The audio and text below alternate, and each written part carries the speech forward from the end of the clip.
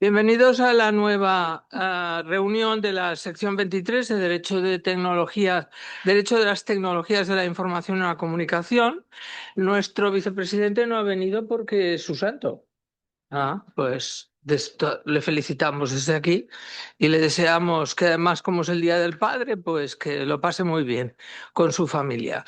Se lo pasará mejor, no lo sé si lo pasará mejor, pero que nosotros lo vamos a pasar muy bien también.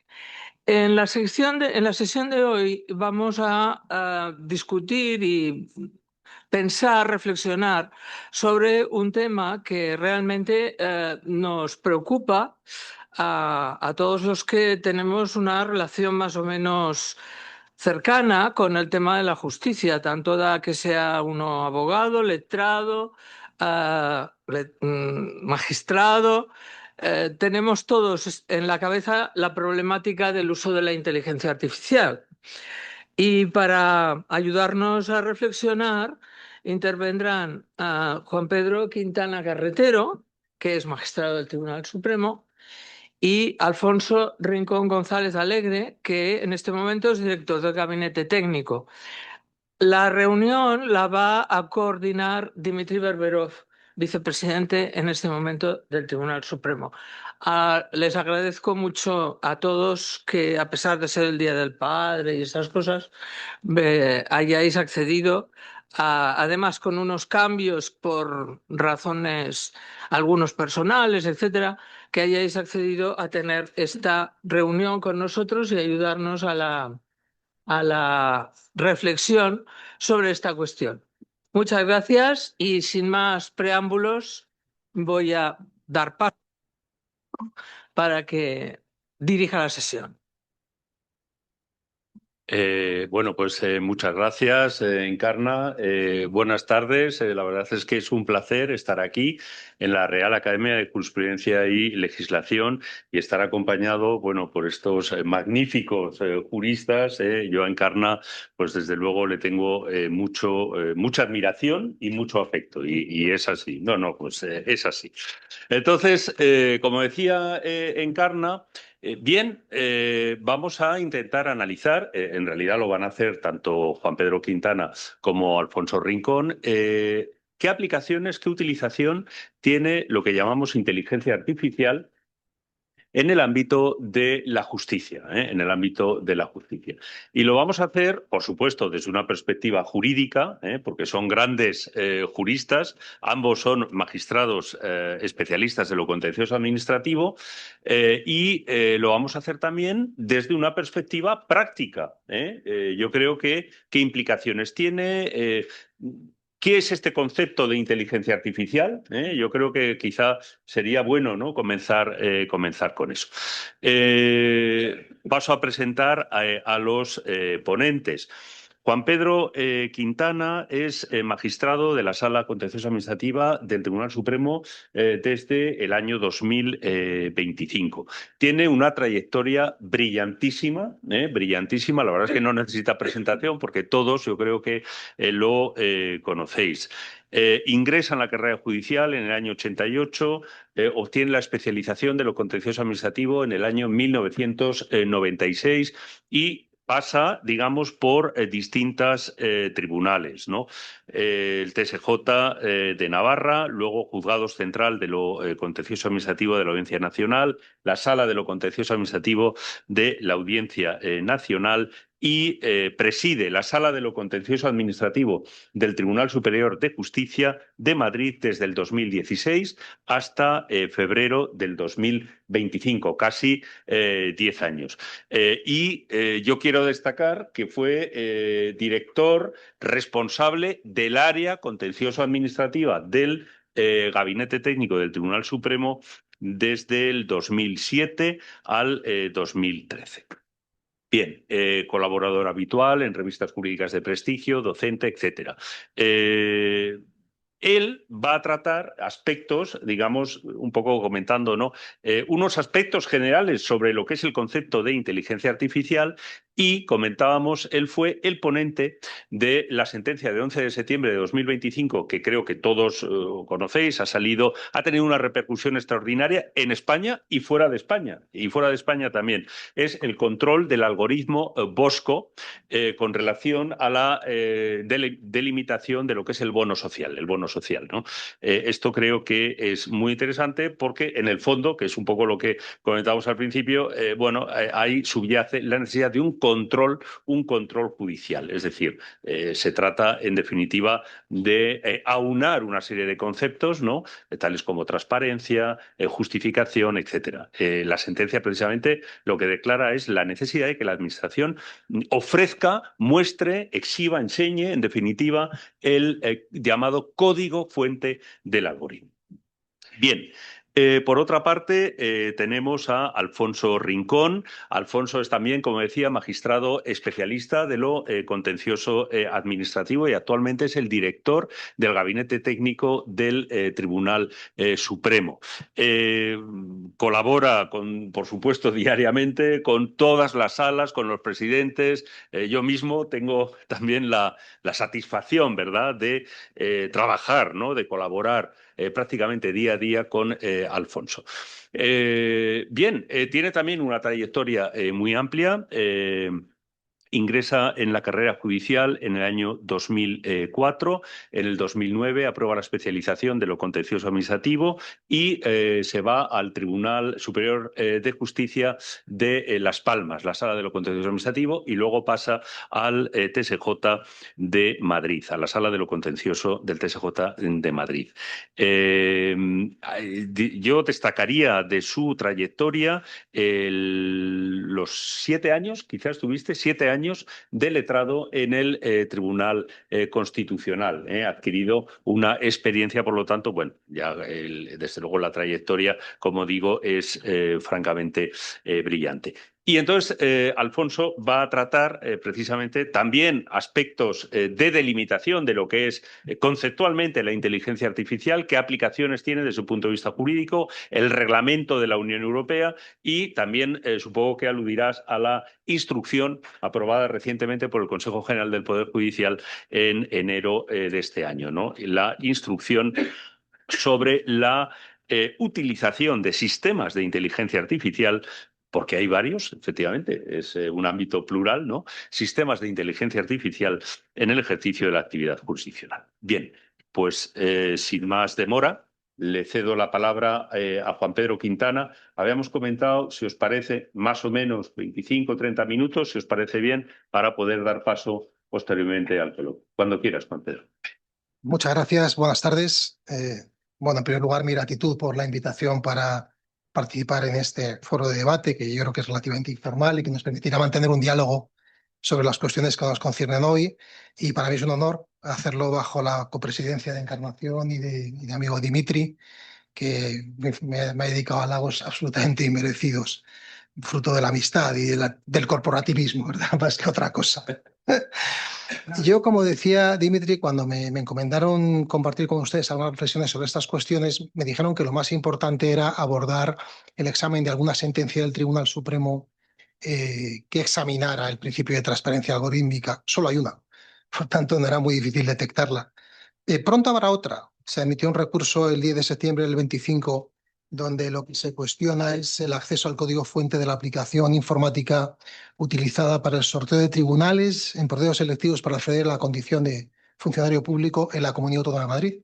Y por tanto, imagino que pronto tendremos otra sentencia sobre el particular. Pero por lo pronto solo hay una, que es la de 11 de septiembre de 2025, en el recurso de casación 7878 del 24. Antes de adentrarme en el examen de esa sentencia, a través del cual trataré de extraer algunas ideas que tengan proyección general sobre otros supuestos, con el fin de que resulte lo más útil posible, con una perspectiva general, tratando también de distanciarme de las concretas circunstancias del caso que condicionaban, como era natural, la resolución de ese recurso de casación. No obstante, la sala, y esto he de confesarlo, hizo un esfuerzo por extraer, de la materia examinada, una doctrina general que tuviera proyección amplia, pese a que la cuestión de interés casacional se refería exclusivamente a determinar si era o no procedente acceder al código fuente en esas circunstancias. de esas preguntas tan sencillas que hubiera bastado contestar con un sí o un no y una mínima justificación, se extrae una doctrina de mucha mayor proyección. Probablemente esa sea la razón, como decía Dimitri, de que haya tenido tanta repercusión pública y ha sido objeto de tantísimos comentarios doctrinales, afortunadamente la mayoría de ellos positivos, aunque alguno también crítico y muy respetable. En fin, por dar alguna idea general sobre la inteligencia artificial, podríamos definirla como un conjunto de técnicas que son utilizadas para simular la inteligencia humana, en definitiva, a través de las ciencias computacionales y de esa manera resolver problemas o dar respuestas a preguntas concretas. No es un fenómeno técnico, no solo es eso, es mucho más. Y dentro de las variantes de inteligencia artificial que está adquiriendo mayor protagonismo le llama inteligencia generativa de propósito general, aquella que es susceptible de responder con imágenes y textos a las preguntas que se le formulan, gestionando un volumen ingente de datos con gran rapidez y sobre todo que aprende, que tiene capacidad de aprendizaje de las fuentes de conocimiento de las que se nutre, ¿no? Además, capaz de adaptarse a contextos o situaciones cambiantes. Se ha comparado con el descubrimiento de la electricidad desde el punto de vista de la trascendencia económica y social que debería o que se supone que va a tener. Y su proceso de creación parte de tres bases muy sencillas. El lenguaje, que se va a emplear para comunicarse y recibir respuestas. Los datos, que se ha llamado corpus, es lo que llaman el petróleo del siglo XXI, ¿verdad? Los datos que se incorporan al sistema, que han de ser fiables, desde luego, han de ser exactos, que es la información de la que se nutre el sistema, y el algoritmo, que es el conjunto de instrucciones que va a permitir que desarrolle su actividad. Que tiene ventajas es indudable, que entraña riesgos es más que evidente. Y empezando por los segundos, aunque no quiera centrarme solamente en ellos, se ha dicho, por ejemplo, que existe el temor al funcionamiento de la inteligencia artificial fuera del control humano. Se ha hablado de fines ilegales, ciberdelincuencia, vigilancia masiva, desinformación a través de fake news, incluso el efecto en el ámbito sociolaboral que pudiera tener su desarrollo. Otro de los riesgos de los que se habla es la discriminación algorítmica, que es resultado natural de los sesgos propios de los datos que alimentan el sistema. Este es un riesgo relevante. La seguridad de los datos, la falta de transparencia, la violación de la privacidad, la vulneración de la propiedad intelectual o el funcionamiento incorrecto a través de los llamados resultados erróneos o alucinaciones, como se denominan, que producen en ocasiones por esa voluntad que tiene el sistema de responder siempre, de responder algo. Se ve obligado a relacionar datos y información para responder. En todo caso, a veces extrapola información que no es del todo correcta. Y sobre todo la manipulabilidad que está afirmada por todos los técnicos, que se puede alcanzar tanto a través del corpus, de los datos que se incorporan, cuando no son veraces y exactos, como a través del propio algoritmo. Y de ahí la trascendencia, lógicamente, de las herramientas de gobernanza, donde nos hablará Alfonso de ello seguramente, donde el reglamento de la Unión Europea 1689 del 24 es muy, muy relevante, ¿no? Es una de las pocas herramientas de gobernanza serias a nivel internacional que están operativas. En Estados Unidos hubo alguna más potente con la presidencia de Biden que Trump se encargó de derogar cuando llegó al poder, ¿no? Y de minimizar su intensidad. Sin embargo, alguna de las carencias de la inteligencia artificial que se le achacan es que carece de capacidad creativa. Es deductiva, es inductiva, maneja datos, pero no crea. No es innovadora, no es imaginativa al enfrentarse a situaciones jurídicas. Y es un hándicap que permite establecer una diferencia importante entre la inteligencia humana y la inteligencia artificial. Pero, como decía, indudablemente presenta notables ventajas. Sobre todo en el ámbito jurídico podemos pensar en algunas de ellas y está claro que ha venido para quedarse. De manera que yo creo que la Administración de Justicia no puede prescindir del desarrollo de la inteligencia generativa ni de su eventual aplicación en los ámbitos jurisdiccionales distintos que existen, aunque desde luego es necesario ponderar los problemas de implantación, los riesgos de funcionamiento y sobre todo extremar la fiabilidad, ¿no? En definitiva, su aplicación en el mundo de la justicia deberá hacerse bajo principios de responsabilidad, de prudencia y de proporcionalidad. Pero por generar algo de debate, pensemos en algunas de las utilidades y Me centro ya a continuación de la sentencia del Tribunal Supremo. Imaginemos su utilidad para la automatización de tareas procesales, tareas reiterativas de carácter procesal. Podría ser la traducción, la textualización, la anonimización o trámites procesales sencillos. La generación asistida de resoluciones de escasa complejidad, borradores o informes que incorporan los datos del proceso que están ya en el sistema, en los sistemas procesales, las partes, las alegaciones, los trámites diversos, o en un escenario más complejo, el análisis contextualizado de escritos de las partes, que proporcione resúmenes de las cuestiones jurídicas concernidas, incluso doctrina y jurisprudencia sobre las mismas, que permitan al tribunal encontrarse asistido, en fin, por una serie de informaciones útiles en la resolución de los asuntos. Las ventajas son indudables. Renunciar a ellas cuando ya están implantadas generalizadamente en el ámbito de la abogacía creo que es dar la espalda al progreso, ¿no? En mi opinión, con todas las cautelas y con toda la prudencia que requiere todo esto. Y vamos con la famosa sentencia del 25. La sentencia gira en torno a tres ideas. En primer lugar, lo que denominamos o yo domino una interpretación dinámica del derecho de acceso a la información pública, con la realidad social. Veremos en qué se traduce. Su configuración, por primera vez, la jurisprudencia como derecho constitucional subjetivo ejercitable frente a las administraciones públicas, destacando la idea de derecho constitucional, no meramente legal. Y gira en torno a la sentencia a la relevancia que para los ciudadanos tiene los riesgos que entraña el uso de por parte de las administraciones públicas de sistemas informáticos automatizados, ¿no? Que a su vez demanda unas exigencias de transparencia reforzadas, por decirlo así. Estas son las tres ideas clave. En el caso, por centrarnos en los antecedentes y entenderlo bien, una fundación ciudadana sin ánimo de lucro, Fundación Ciudadana Cibio, a través de portal de transparencia solicitó a la Administración del Estado el acceso a la información técnica de una aplicación, la aplicación Bosco.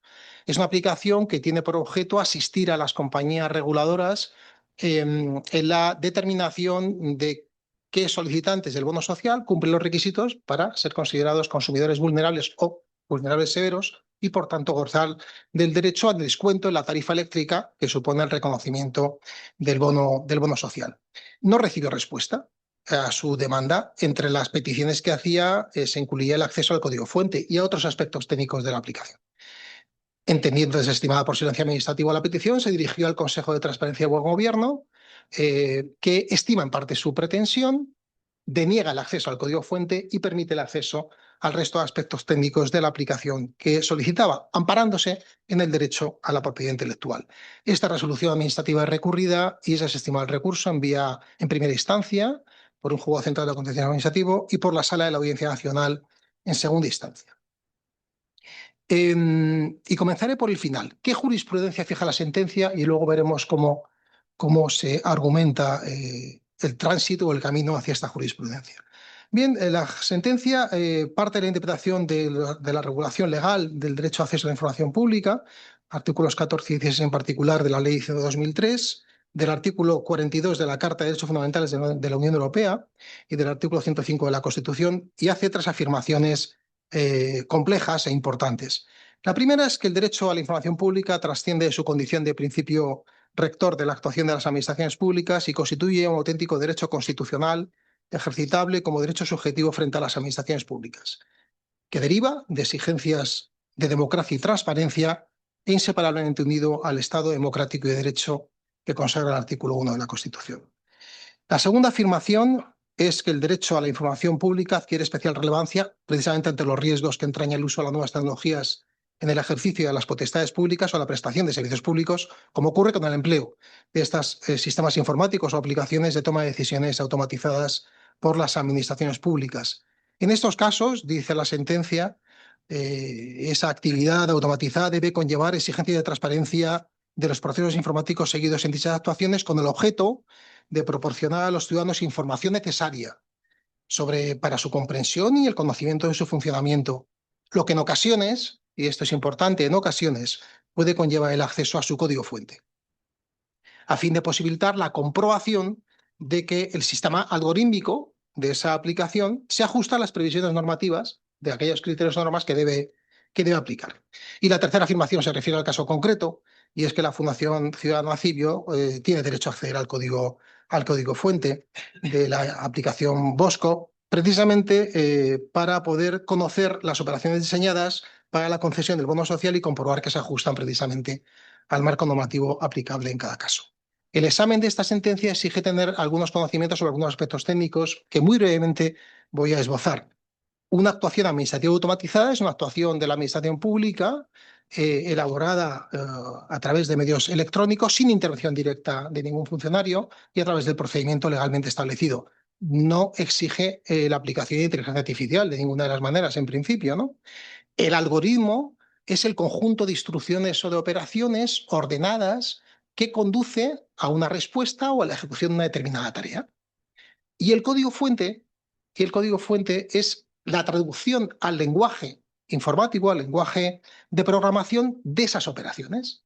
Es una traducción que es, digamos, entendido y ejecutado por un ordenador y que se puede traducir también para que lo sea al lenguaje humano. Hay que diferenciar estos conceptos de otros conceptos que son importantes para entender el alcance de la inteligencia artificial que establece, por ejemplo, el Real Decreto Ley 623, relativo al Plan de Recuperación, de Transformación y Resiliencia en materia de servicio público de la justicia, cuando habla de actuaciones automatizadas, actuaciones asistidas y actuaciones proactivas. Las automatizadas son muy parecidas a las actuaciones automatizadas de la Ley de Régimen de la Ley de Régimen Jurídico del Sector Público a que he hecho referencia anteriormente.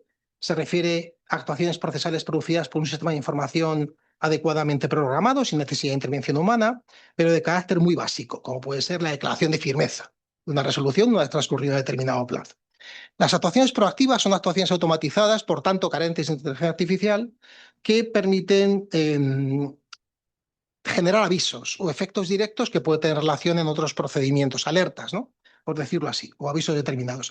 Y las actuaciones asistidas, a que se refiere el artículo 57 de ese decreto ley, son las que permiten la incorporación de la inteligencia artificial, puesto que son aquellas que generan un borrador total o parcial de un documento complejo basado en datos que puede ser producido por algoritmos y puede constituir el fundamento o el apoyo de una resolución judicial.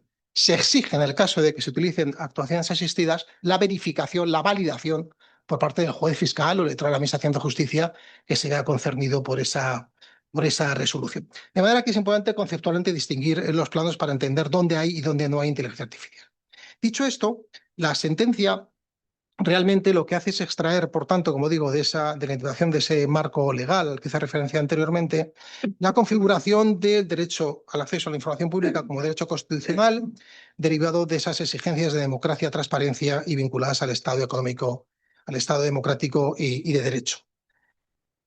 Hace referencia o menciona la íntima conexión que existe entre el derecho al acceso a la información pública y algunos derechos fundamentales, como son el derecho de participación política, de información, la tutela judicial efectiva o incluso el principio de legalidad, en la medida en que la satisfacción del derecho de acceso a la información pública puede condicionar la plena efectividad de estos otros derechos y está íntimamente relacionado con la eficaz fiscalización por parte de la jurisdicción contencioso administrativa de las actuaciones administrativas automatizadas o generadas por procedimientos electrónicos, como decía anteriormente.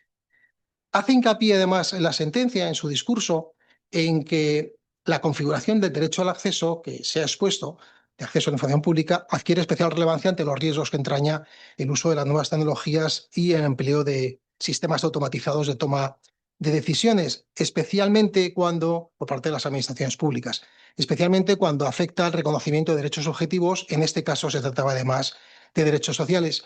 Y de ahí deriva la necesidad de imponer o respetar el llamado principio de transparencia algorítmica, que en definitiva lo que proyecta es la obligación de las administraciones públicas en estos casos de dar información suficiente al público, a los ciudadanos, sobre las características generales de los algoritmos, de manera que sea posible entender su funcionamiento.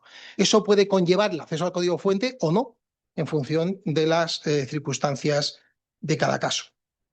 Algunas otras ideas generales que cabría extraer de la argumentación de la sentencia están directamente relacionados con la evolución de la jurisprudencia del Tribunal Supremo en esta materia. Y por centrarme en las más importantes, señalaría tres ideas. La primera es que el reconocimiento de este derecho se hace a todas las personas, con independencia de los intereses que motiven el acceso a la información pública. El Tribunal Supremo ha dicho que no es necesario motivar la solicitud de acceso y que puede basarse en un interés privado. En segundo lugar, es un derecho limitado, como es natural, por los motivos o límites, valga la redundancia, que establecen los artículos 14 y 15 de la ley, interpretados, y esto es importante, de forma restrictiva, lo cual es una aportación jurisprudencial en la que incide también esta sentencia una vez más.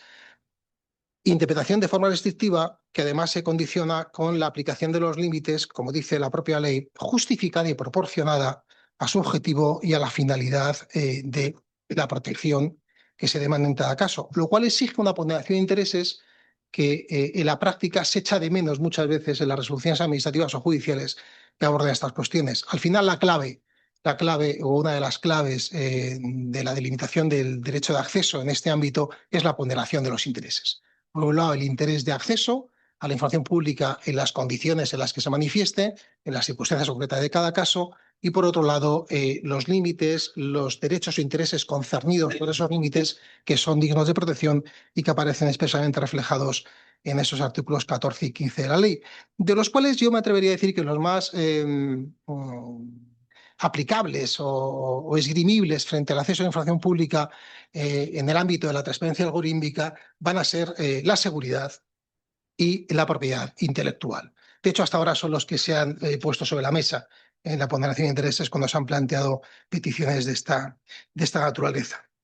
Naturalmente, los programas informáticos están dentro del ámbito material de aplicación de la ley y hemos de reconocer que el acceso al código fuente, que satisface el principio de transparencia, entraña riesgos y esos riesgos habrán de ser valorados en cada caso.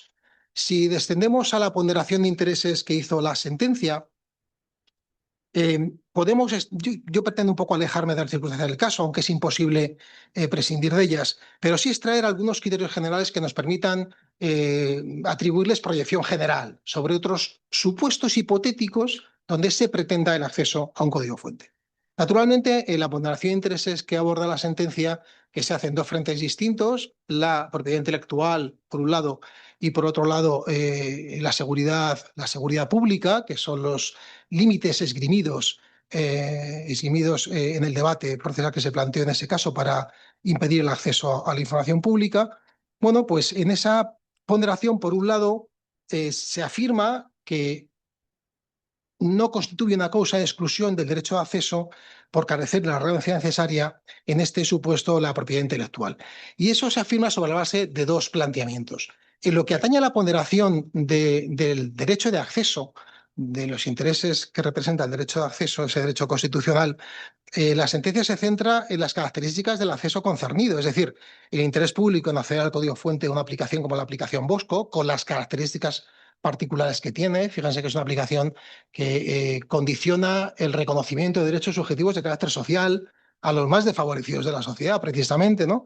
Y eso tiene una trascendencia pública evidente, la relevancia, por tanto, pública de esta información, la propia caracterización de la organización que insta el acceso, que es una organización independiente sin ánimo de lucro, que tiene como fundamento básico fomentar la transparencia y la actuación de las administraciones públicas y el legítimo interés que tenía. Y por otro lado, el hecho o la constatación de que el alcance del acceso que es conocer el código fuente, conocer esas instrucciones o operaciones que conllevan o que conducen a una determinada respuesta en la utilización de la aplicación automatizada, pues satisface, en este caso, el principio de transparencia resulta, en principio, adecuado para el fin pretendido, que es poder comprobar o constatar si esa aplicación telemático-informática está traduciendo al lenguaje informático las normas, en definitiva, los requisitos legales para acceder al bono social, que es de lo que se trata.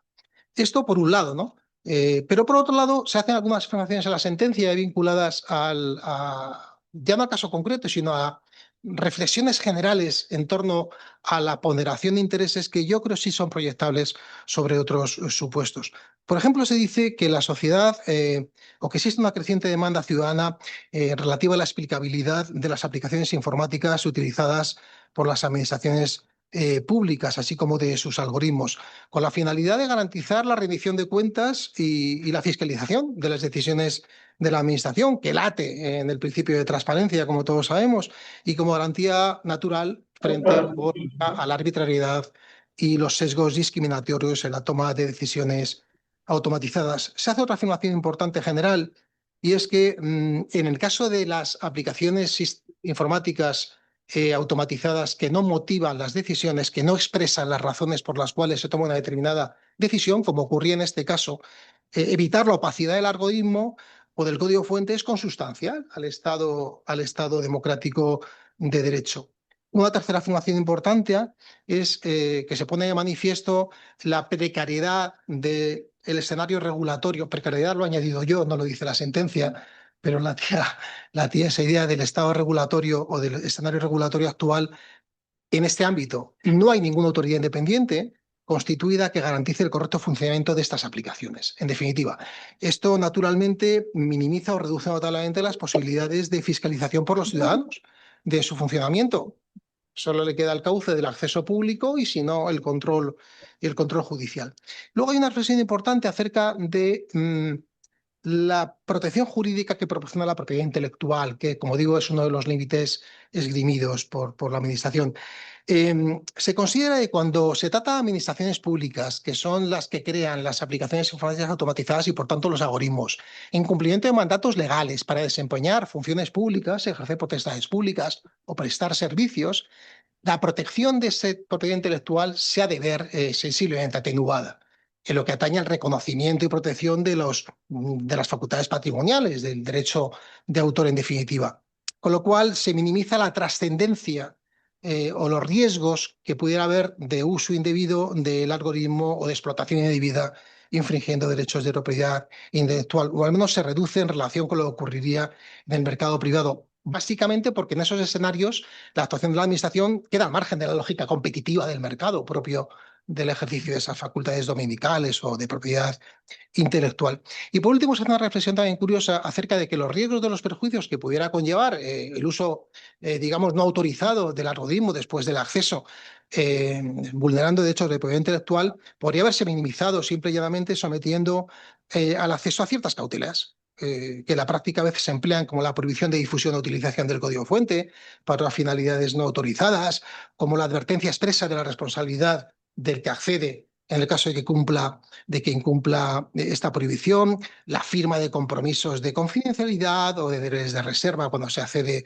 por tanto, al código fuente. Todos estos parámetros, que sí que son de proyección, yo creo, general, permiten, por lo menos, evaluar cómo se lleva a cabo en cada caso concreto esa ponderación de intereses que en este caso se echó en falta en las sentencias recurridas.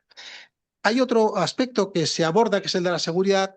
En este caso en particular se emplea una afirmación para apelar a la seguridad como límite al acceso a la información pública, que era simple y llanamente que la revelación del código fuente aumentaba de forma objetiva las vulnerabilidades de la aplicación informática. Pero se constató que esta afirmación era predicable de cualquier aplicación informática. De manera que una vez que se llega a esa afirmación, no se puede emplear esa circunstancia como un límite general porque vaciaría de contenido el derecho de acceso como es natural. Y nuevamente eso nos conduce a ponderar en cada caso qué grado de vulnerabilidad produce el acceso al código fuente en función de la configuración técnica del algoritmo correspondiente y a evaluar naturalmente qué bienes jurídicos se podrían ver concernidos, perjudicados por esa quiebra de seguridad. Si son datos personales, si es la seguridad nacional, en fin, podemos imaginarnos supuestos muy diferentes.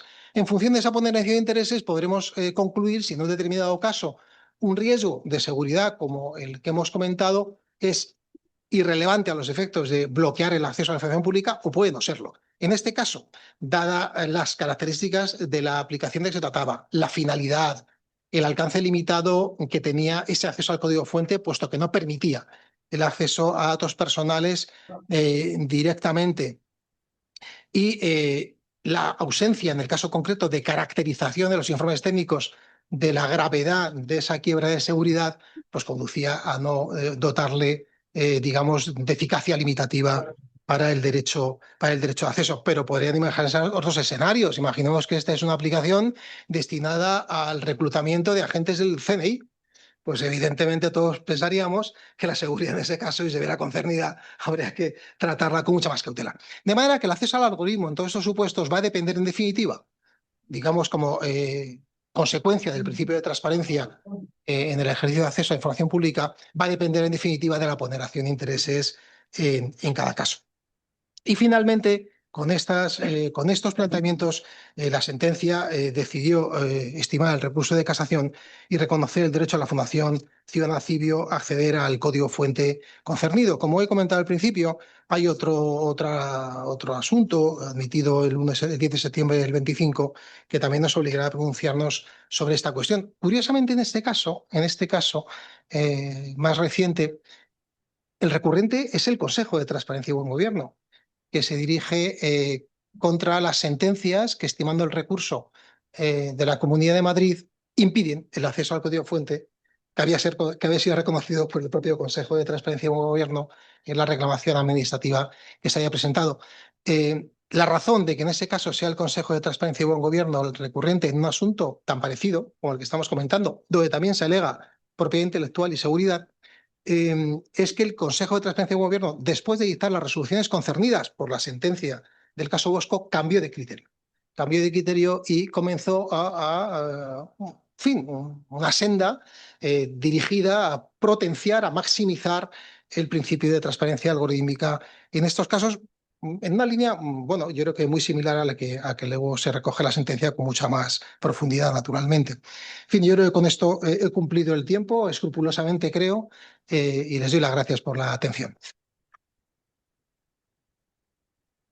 Yo lo he entendido, pero gracias. Muchas gracias. Bueno, pues, muchas gracias, Juan Pedro. La verdad es que bueno, ha sido una exposición muy ilustrativa. Yo he aprendido muchísimo y muy clara. Sí, a mí me surgen muchas dudas, muchas preguntas. Si os parece, lo dejamos entonces para luego y hacemos conjuntamente el debate. Bueno, pues entonces ahora le cedo la palabra a Alfonso Rincón, que, bueno, ya ha adelantado muchas cosas, ¿no, Juan Pedro? Con relación al tema conceptual de la inteligencia artificial, la aplicación y, en definitiva, esos instrumentos, ¿no?, que nos sirven para acotar el tema. Cuando quieras, por favor. Buenas tardes, lo primero. Y, en primer lugar, agradecer a la Real Academia de Jurisprudencia y Legislación de España por haberme invitado a participar en esta ponencia. Especialmente, querida Encarna, querido Juan Antonio, muchas gracias. Es un placer aceptar la invitación, un honor estar ante todos ustedes, un honor especialmente compartir mesa con tan distinguidos y queridos colegas, Dimitri, Juan Pedro. Acto seguido, pido disculpas por referirme de un modo genérico a las aplicaciones, sistemas, instrumentos y, en general, a la inteligencia artificial. Realmente se trata de una realidad desconocida para mí. Yo no sé muy bien qué es inteligencia y si debería más bien hablarse de pensamiento como acción o producto de esa actitud que se reconoce a los seres humanos, a las personas. Y sí me parece que artificial es algo sustitutivo de lo humano. Más allá de esto, soy incapaz de describir el funcionamiento de... He aprendido algo con lo que ha dicho Juan Pedro, pero soy incapaz de describir el funcionamiento de estas aplicaciones y mucho menos de discriminar aquello que tienen en común de aquello que los distingue. En cualquier caso, lo que es una realidad evidente es que con esta denominación designamos una serie de instrumentos que se están utilizando en campos tan diversos como la medicina, la defensa o el análisis estadístico para transformar la realidad. Y en la administración de justicia pueden ser de gran utilidad para ayudarnos a ser más eficientes, es decir, a ganar tiempo y a mejorar incluso la calidad del análisis jurídico, siempre de modo respetuoso con los derechos de los implicados. Creo que no es una amenaza, me niego a considerarlo así, y creo que además esto, llevarlo a este punto, es una lucha en vano. El progreso se acaba imponiendo y habrá que convivir con esta realidad e irse adaptando a ella. Desde luego que presenta riesgos y plantea incertidumbres y retos que yo creo que exigen abordar esta problemática con una mente abierta, con ánimo constructivo, pero siempre sin perder cierto espíritu crítico. ¿Qué pretendo con estas palabras? Bien, voy a tratar de poner de manifiesto sobre la mesa algunos puntos cruciales que considero yo así desde el punto de vista jurídico. Si nos da tiempo hablaremos algo de lo que estamos haciendo en el Gabinete Técnico del Tribunal Supremo con inteligencia artificial. Y lo quiero hacer como una simple aportación de invitación a la reflexión y al diálogo, nada más. Y para ello comienzo proponiéndoles una serie de clasificaciones de este tipo de aplicaciones en justicia. Y esto no se trata de algo puramente teórico. Si hablamos de estas clasificaciones es porque creo que luego van a tener una repercusión cuando hablemos de lo que considero fundamental y en donde voy a centrar la intervención, que va a ser en la supervisión humana efectiva de estas aplicaciones de inteligencia o sistemas de inteligencia artificial. Bueno, al hablar de inteligencia artificial y de justicia, lo primero es distinguir dos escenarios claramente diferenciables que saltan a primera vista. Ad intra, como administración prestacional, la administración de justicia tiene que adaptarse a la existencia de estas nuevas aplicaciones, sistemas, siempre de un modo seguro y garantizando el equilibrio entre eficiencia y seguridad. Por otro lado, ad extra es el aspecto que nos ha contado Juan Pedro Quintana. El Poder Judicial, en su función de control y tutela de los derechos en los diversos órdenes, tiene como misión garantizar, como saben perfectamente, que estas aplicaciones, para empezar, se ofrecen al mercado, se desarrollen, se utilicen por los usuarios, sean públicos o privados, de modo respetuoso con las normas jurídicas y con los derechos fundamentales. Yo me sitúo en el plano primero que he llamado ad intra. La Administración de Justicia utiliza estos sistemas de inteligencia artificial en su funcionamiento interno y esto es ya una realidad que forma parte del trabajo de los jueces.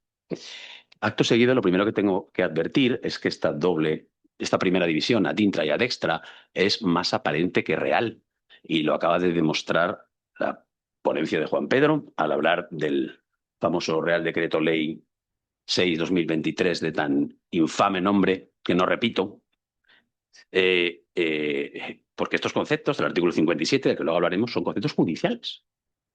Son conceptos judiciales que se están trasladando al enjuiciamiento de decisiones administrativas.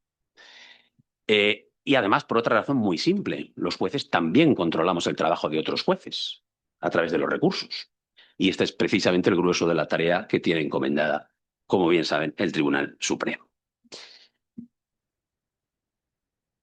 Bien, el control de las decisiones judiciales adoptadas con la ayuda de inteligencia artificial sin duda también es un campo interesante, abierto y lleno de problemas que, si nos da tiempo, trataremos algo al final. Bien, ¿qué aplicaciones tenemos en justicia?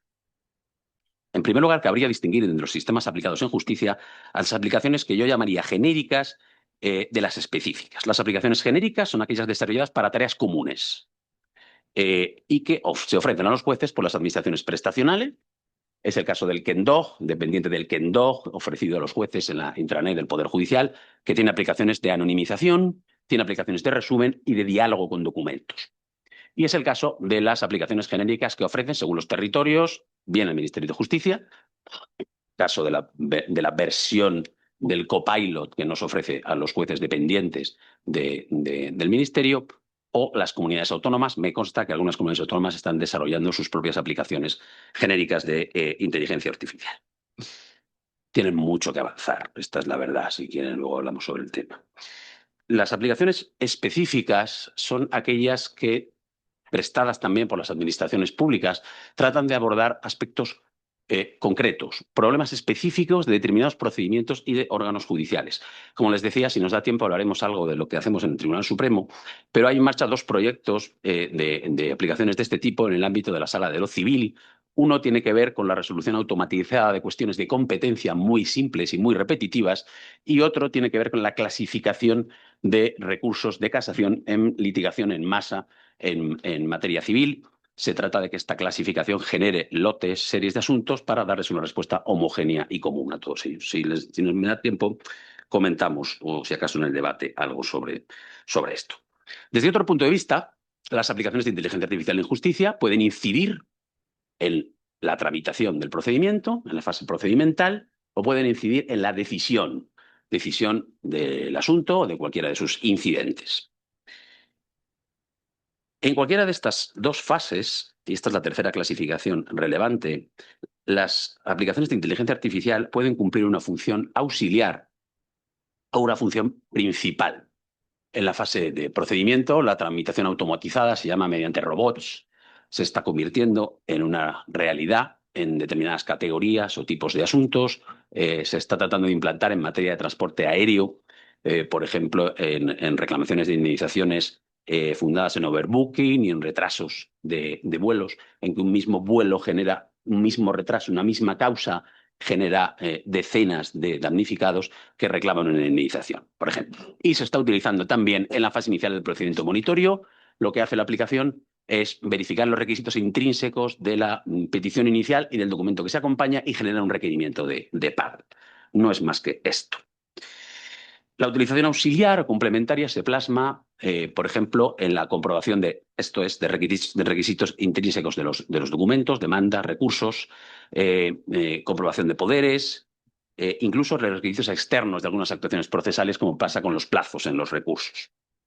Lo que tengo que decir es que este tipo de actuaciones que se enmarcan en el procedimiento se han sustraído de la competencia judicial, atribuido a las competencias de los letrados de la Administración de Justicia, y tienen su sede en los sistemas de gestión procesal proporcionados por cada una de las administraciones prestacionales.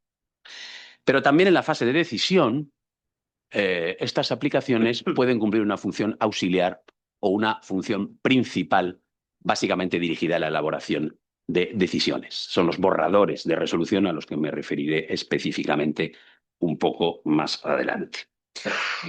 Actividades auxiliares, resúmenes de actuaciones procesales de las partes, recopilación de normas y de jurisprudencia, descripción de pruebas practicadas y su resultado, calculadoras de plazos, de indemnizaciones, de penas.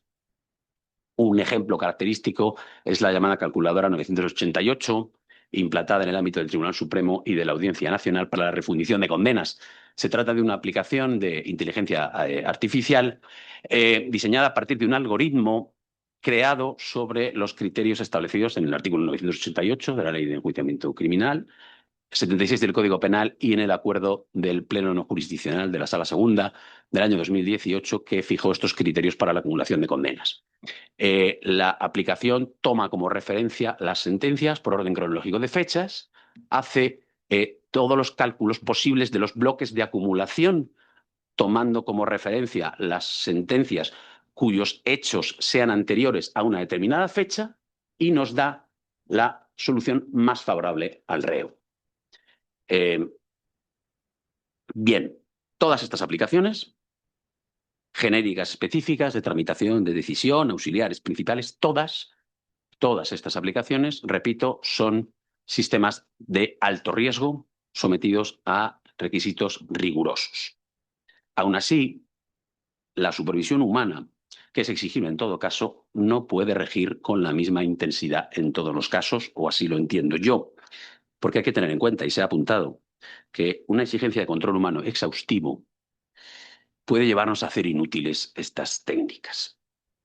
Lo importante creo que no es ni la fase en que se inserta, ni la función principal y auxiliar. Lo importante es el riesgo que deriva de la complejidad de la decisión. Por ejemplo, la resolución que sigue a la falta de comparecencia de un presunto deudor ante un requerimiento de pago en un procedimiento monitorio es simple y puede automatizarse. En cambio, decisiones internas de un procedimiento pueden revestir cierta complejidad que haga necesaria una actividad humana de revisión más exhaustiva, como puede ser simplemente un test de pertinencia y utilidad de una prueba testifical o la necesidad de llamar al proceso a un tercero interesado.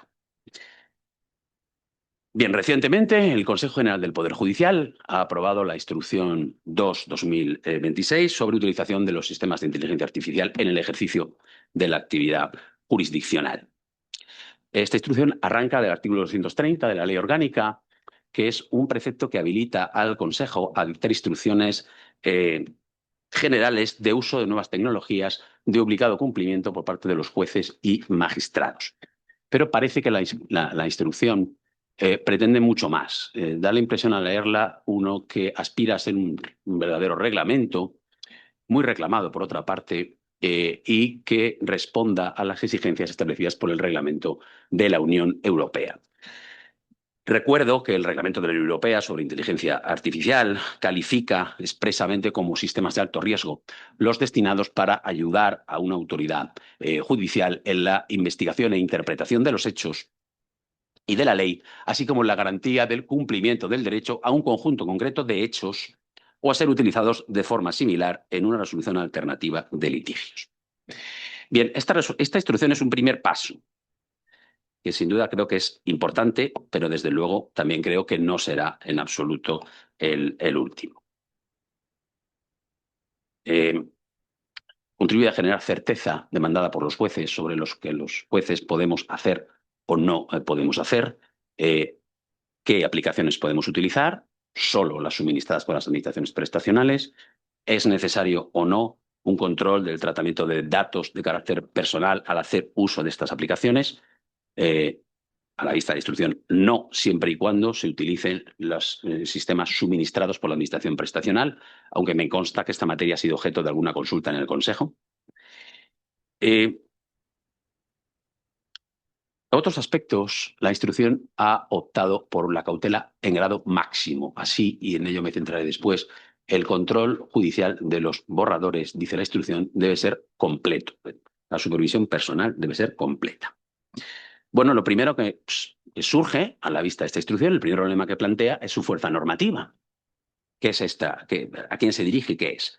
Bueno, no parece que quepa mucha duda de que se dirige a los jueces y magistrados y obliga, porque así lo dice el artículo 230 de la Ley Orgánica del Poder Judicial, a los jueces y magistrados, y esto pudiera tener consecuencias disciplinarias.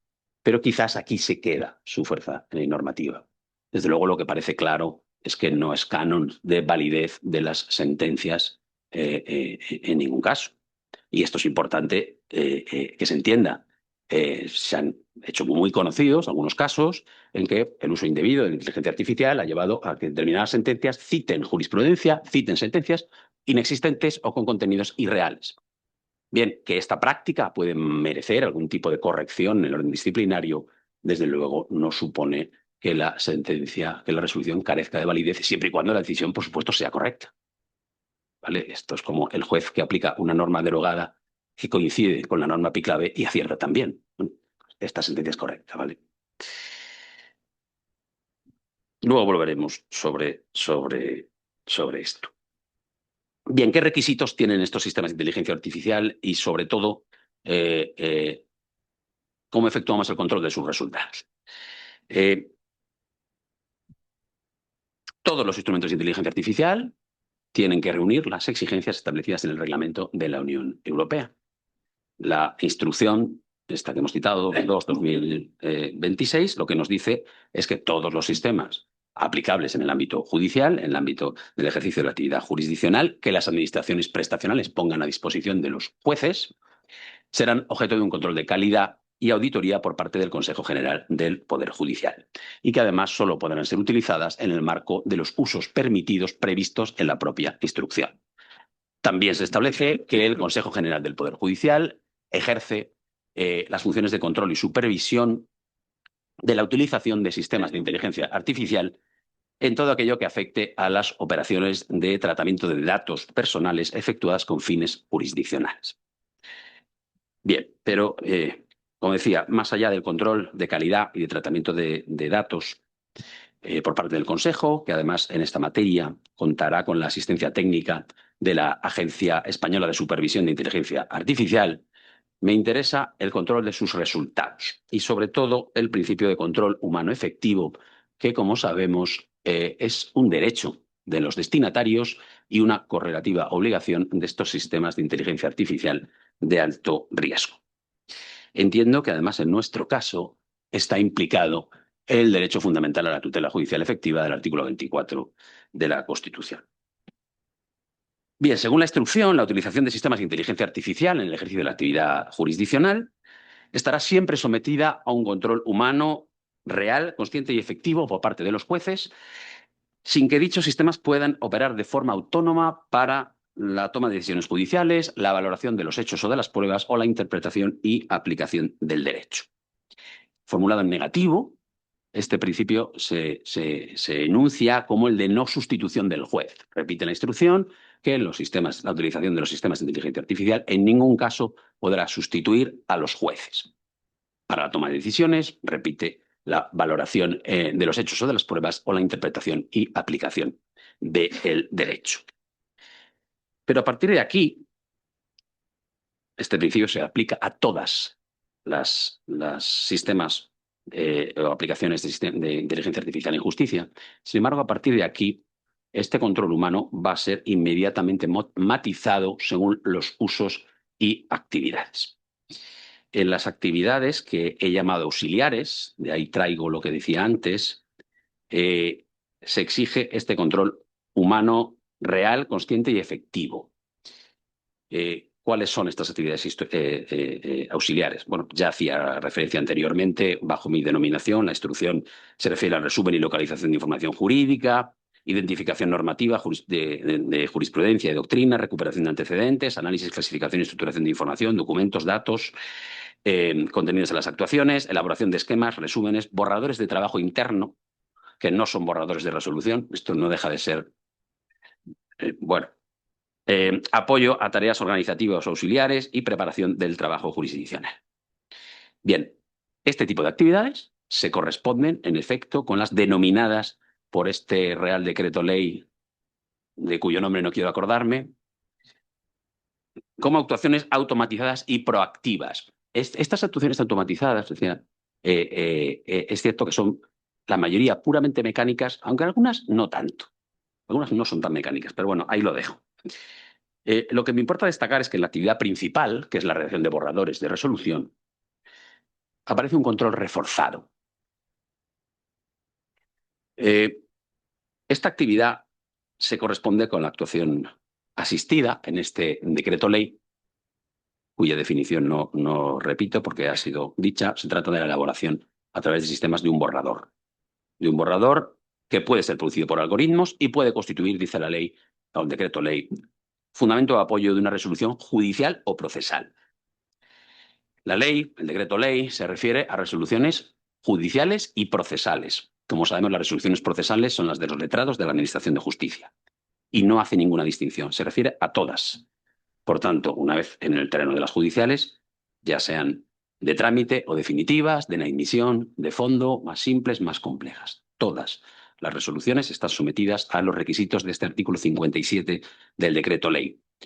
Por supuesto, la instrucción, como no puede ser de otra manera, obedece al decreto ley, pero va mucho más allá. Este decreto ley se limita a establecer que el borrador no constituye per se una resolución judicial, sin validación de la autoridad competente, que los sistemas deben garantizar que los borradores solo se generen a demanda, a voluntad del usuario y puedan ser libre y enteramente modificados por el usuario, y que para que se erija en resolución es necesaria la validación del texto definitivo por el juez bajo su responsabilidad y la firma electrónica. Sin embargo, como decía antes, la instrucción exige en estos casos la revisión y validación personal completa y crítica por parte del juez. Por tanto, el control humano de borradores ya no solo debe ser real, consciente y efectivo, sino que debe ser personal, completo y crítico, con independencia de la complejidad, del tipo, de la fase en que se inserte el borrador, en todos los casos. Y vamos a ver muy rápidamente esta triple condición, si podemos desentrañar algo de ella. Bueno, la exigencia de que sea personal no parece que añada gran cosa a la formulación general del principio de supervisión humana y de responsabilidad del juez. Obviamente, el control tiene que ser efectuado personalmente por el juez o por los miembros del tribunal colegiado, si es el caso. Lo que plantea esto, y es un tema interesante de debate, es si esto impide el control de resultados o de decisiones judiciales auxiliadas a la inteligencia artificial por medio de otra inteligencia artificial. Me consta que existen aplicaciones de inteligencia artificial que lo que hacen es utilizar otras aplicaciones de inteligencia artificial. Los jueces en casación o en apelación podremos revisar decisiones fundadas en inteligencia artificial de los compañeros de abajo. ¿A través de qué? ¿De una aplicación más potente? Ahí lo dejo. El adjetivo crítica parece significar que la revisión debe estar orientada hacia la localización y eliminación de los sesgos algorítmicos, ¿vale? Están definidos en la propia instrucción y bajo el principio de prevención de sesgos algorítmicos dispone que los jueces deberán adoptar las cautelas necesarias para identificar y evitar estos sesgos. Esta formulación es muy bonita, pero yo quisiera saber cuáles son estas cautelas y cómo podemos establecer estas cautelas. Bueno, hasta aquí y más o menos bien. El problema está cuando a continuación se dice que debe ser completa. La expresión completa implica que el alcance de la revisión es la máxima posible. Completo significa total, íntegro, absoluto, perfecto. Claro, entendida así, esta exigencia provocaría que la utilización de inteligencia artificial en la elaboración de decisiones judiciales esté condenada a la absoluta irrelevancia. ¿Para qué queremos una decisión automatizada si tiene que ser objeto de una revisión completa? Pero no se me escapa que, como ocurre en la mayoría de los casos, las normas olvidan que sus destinatarios son personas y actúan motivados por múltiples estímulos humanos, entre ellos el del mínimo esfuerzo. La Ley Universal de Ahorro de Energía, que está en el origen de los tiempos, desde que se inventó la rueda, es el principal motor de la actividad humana. Y lo que quiero decir con esto es que la revisión completa tenderá a ser cada vez más incompleta. Bien, ya en serio, en el marco de las normas generales de inteligencia artificial, en el marco del Reglamento de Inteligencia Artificial y del Reglamento General de Protección de Datos, se ha dicho que la supervisión humana efectiva es una noción abierta, que debe dejar un campo de modulación a la normativa sectorial, a la doctrina y a la jurisprudencia. El artículo 14 del Reglamento de Inteligencia Artificial nos da dos pautas importantes para la integración de esta noción. Uno es la finalidad de la supervisión humana, que es la de impedir o reducir al mínimo los riesgos para la salud, la seguridad y los derechos fundamentales. Me sitúo en este último punto. Y el segundo es el de su intensidad, que dice el reglamento que será proporcional a los riesgos, al grado de automatización y al contexto de uso del sistema de inteligencia artificial de que se trate.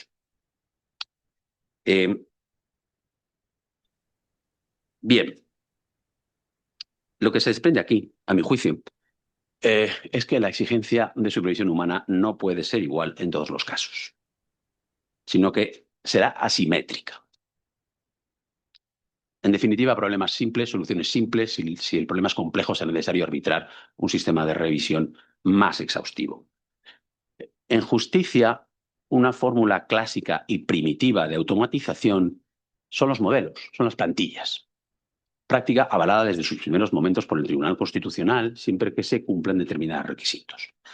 Bien, creo que esta nueva forma de decidir, basada con la ayuda de inteligencia artificial, va a seguir un camino muy parecido en cuanto a su control. Si me permiten el paralelismo, es aquello a la pregunta ¿cuál es la motivación suficiente? Pues depende. Esto es lo mismo. Al margen de posibles modulaciones legales, que considero que no son recomendables, el carácter abierto de esta noción de supervisión humana efectiva debe dejar un campo de acción importante a la jurisprudencia sobre la base de una casuística muy variada y muy cambiante. De modo que el grado o intensidad del control exigido en cada caso habrá de construirse sobre varios parámetros.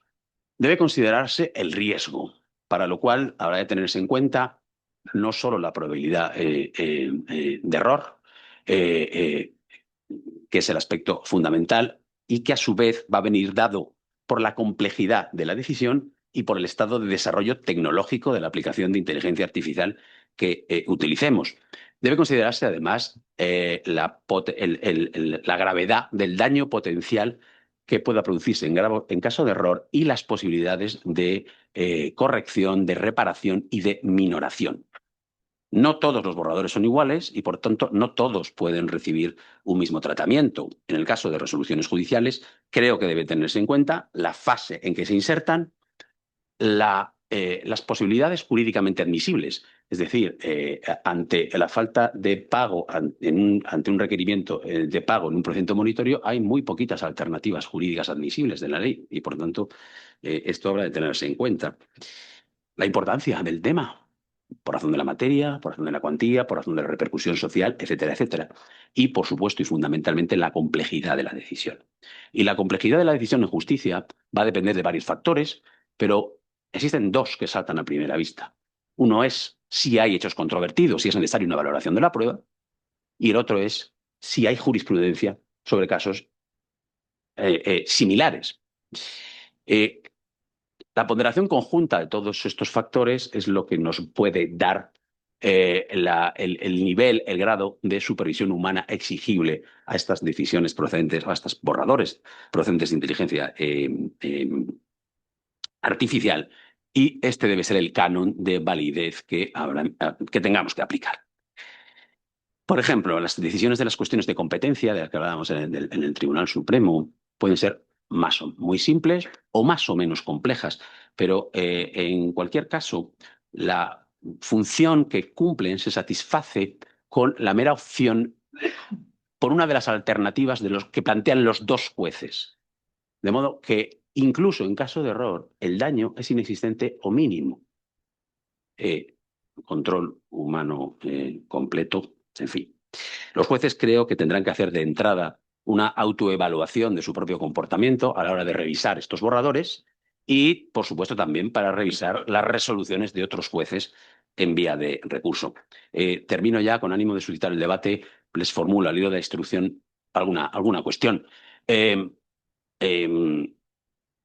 instrucción guarda silencio, pero me pregunto si debe informarse a los justiciables de que las resoluciones judiciales de las que son destinatarios han podido elaborarse con base en inteligencia artificial.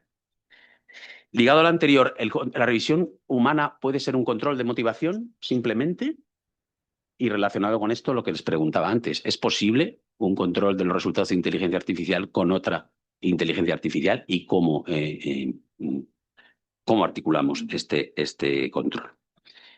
En fin, termino. En la instrucción, en nuestras conciencias, la actividad judicial es una actividad exclusivamente humana. Pero este principio que tenemos muy claro no puede constituir un freno a una realidad que está transformando la forma de trabajar y que además los ciudadanos nos demandan constantemente una justicia rápida. Ello tiene riesgos y es necesario que estemos muy atentos a estos riesgos, pero creo que también es una oportunidad para el Poder Judicial para mejorar y es necesario que estemos, que lo estudiemos, que estemos actualizados con la finalidad de contar con herramientas necesarias para conjurar esos riesgos, tutelar los derechos fundamentales y, llegado el caso, reparar los daños causados. Y nada más, muchas gracias.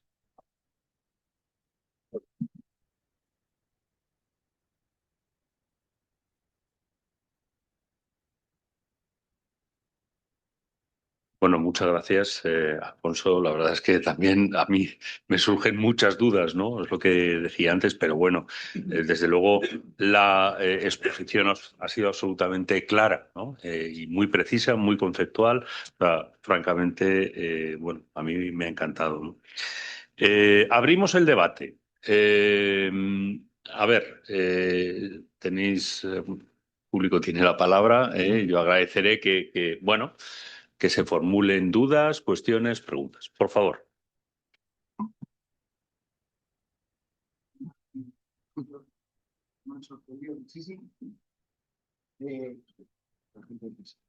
Yo provengo del lado tecnológico. Yo estoy trabajando en una empresa tecnológica, soy funcionario de policía en segunda actividad y bueno, he sufrido pues la tecnología desde todos sus puntos de vista, ¿no? Entonces, lo que a mí sí me gustaría reseñar para que la gente tenga muy claro, que ustedes ya lo han dicho, pero reseñarlo más, es que es una herramienta. No podemos pensar que ninguna herramienta va a hacer nuestro trabajo. Punto primero. Punto segundo, el algoritmo. El algoritmo, muy bien explicado por su señoría, tiene otro problema, que es el que lo encarga, como todas las aplicaciones informáticas. Tenemos que ver quién lo encarga y si ese encargo se refleja realmente en la herramienta. Y el tercer problema, que aprende. Y como aprende hay que tener cuidado cómo se le enseña, cómo se utilizan esos datos, que es lo que la hace cambiante y peligrosa, pero también lo que la puede hacer mejorar exponencialmente. Muchas gracias. ¿Queréis responder? ¿Queréis hacer un comentario? Más preguntas, ¿no? Sí. Rafael.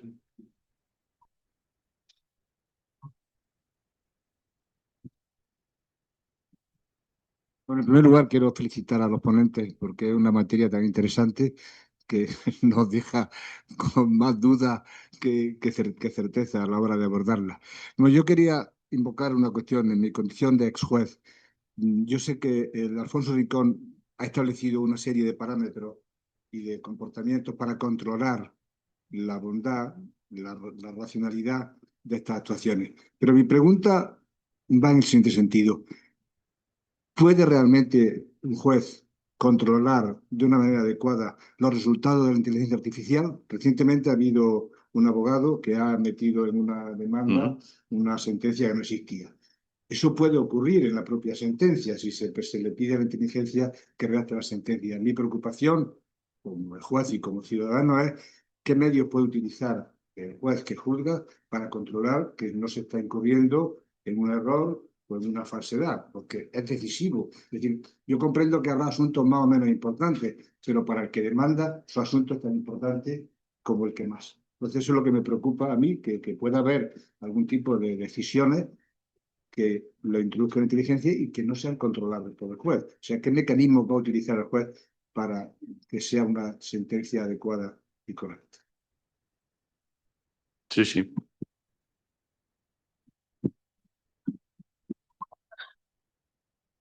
José Luis, bueno, finalmente has podido venir.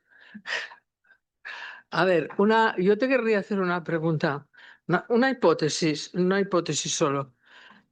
¿Tú crees que si esta sentencia que habéis dictado vosotros sobre inteligencia artificial, que me la leeré, lo prometo, porque me interesa muchísimo toda esta cuestión, ¿la podía haber dictado una inteligencia artificial?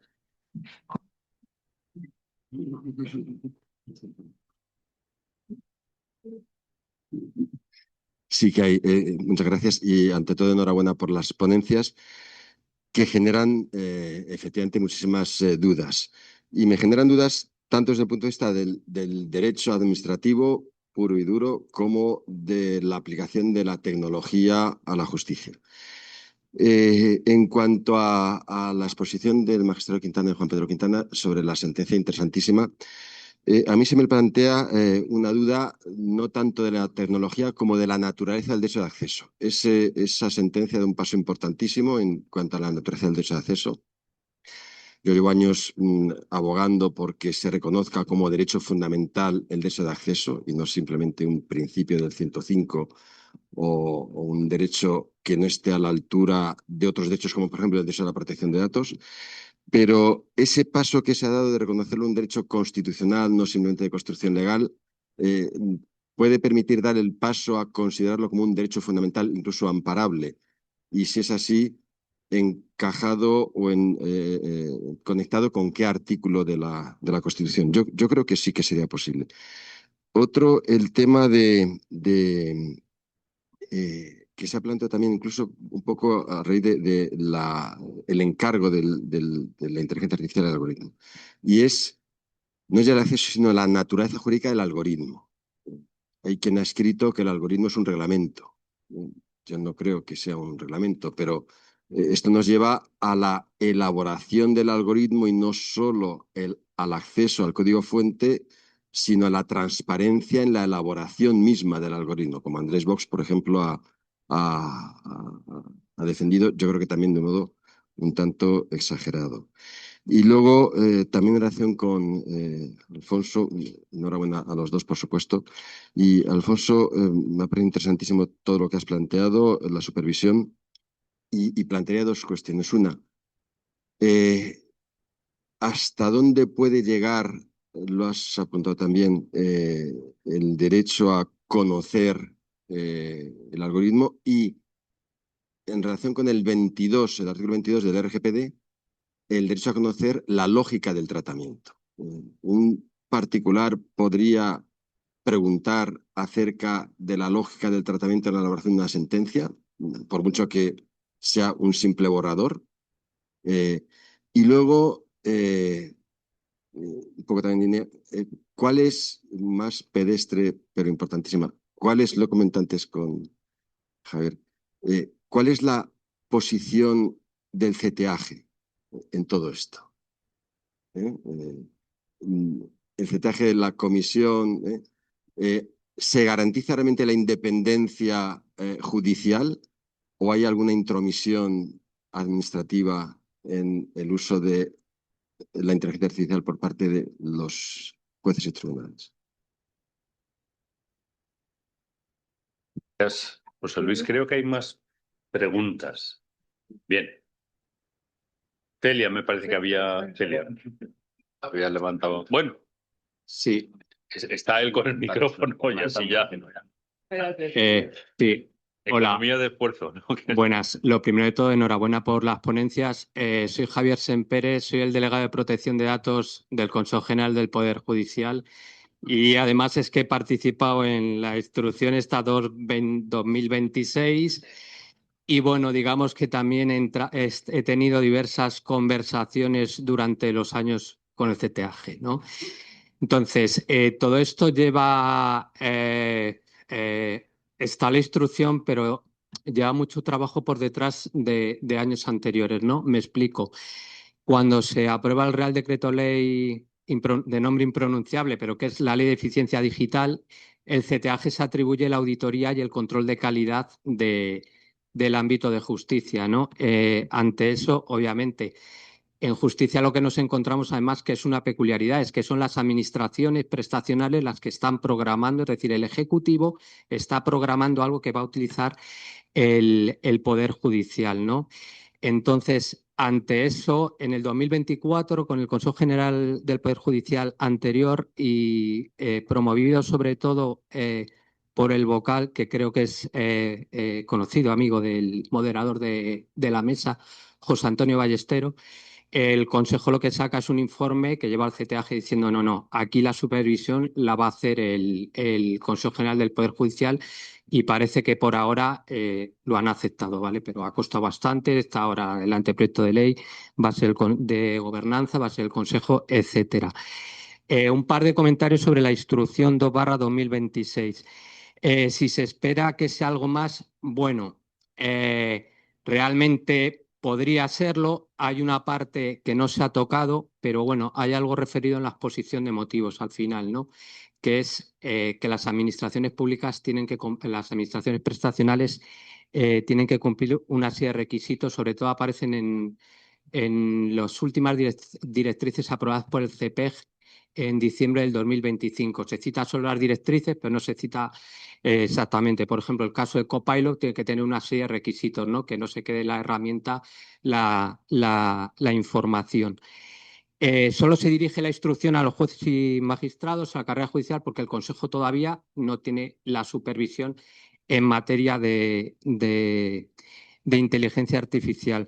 Esperemos que la SIA no nos preste asistencia técnica, lo podamos hacer nosotros, pero bueno, ya veremos. Y luego, respecto a los borradores de resoluciones judiciales, muy interesantes los comentarios, nos los puedes enviar porque aquí al final estamos aprendiendo todos. No obstante, cuando se redacta este artículo se está pensando en lo que se conoce, ¿no? En los borradores que hay actualmente. Se han comentado algunos proyectos, reclamaciones de vuelos, monitorios.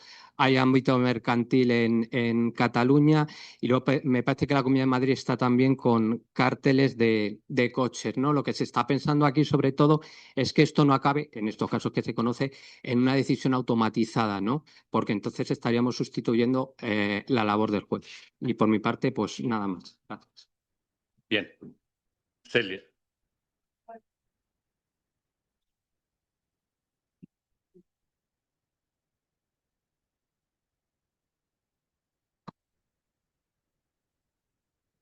Buenas tardes. Bueno, primero enhorabuena a las dos ponencias que han sido muy clarificadoras, muy interesantes.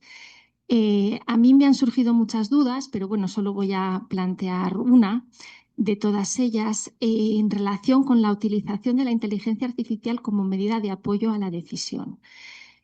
Pienso, la pregunta creo que es sencilla.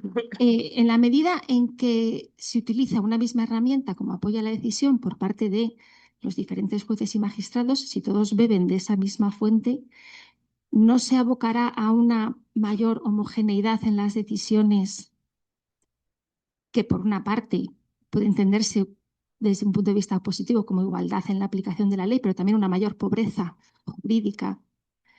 Pienso, por ejemplo, en el ámbito civil, que tradicionalmente en la casación hemos tenido acceso a la casación por jurisprudencia contradictoria de audiencias provinciales.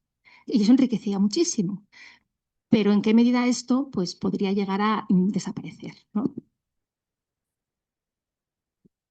Aprovecho que tengo el micrófono. Bueno, enhorabuena a los dos. Ha estado muy interesante. Y yo sí quiero hacer un par de preguntas. Son preguntas, aunque cuando tengo que hacer una pequeña introducción será rápido. Yo creo que la sentencia cuyo ponente fue Juan Pedro, que no lo has dicho, o me ha parecido no haberlo oído. ¿Sí lo dijo? No, yo no lo oí. Si no, lo confirmo yo. Yo lo he dicho. Ocurre es que yo había bajado por papel. Bueno, digo, esa sentencia tiene el gran mérito de situar algo que no es físico, o al menos que es distinto, que es automatizado en el ámbito de la transparencia, normativa general de transparencia. Esa es su gran virtud, lo que se planteaba en esa sentencia, y bueno, lo que el Supremo consigue hacer es reconducir aquello que había a una normativa general. Y yo creo que ese es su gran mérito. Ahora bien, yo me pregunto, que ya sé que no es lo que se le estaba planteando al Tribunal Supremo, pero creo que es muy importante, y es que en el uso de ese algoritmo se estaban utilizando datos personales.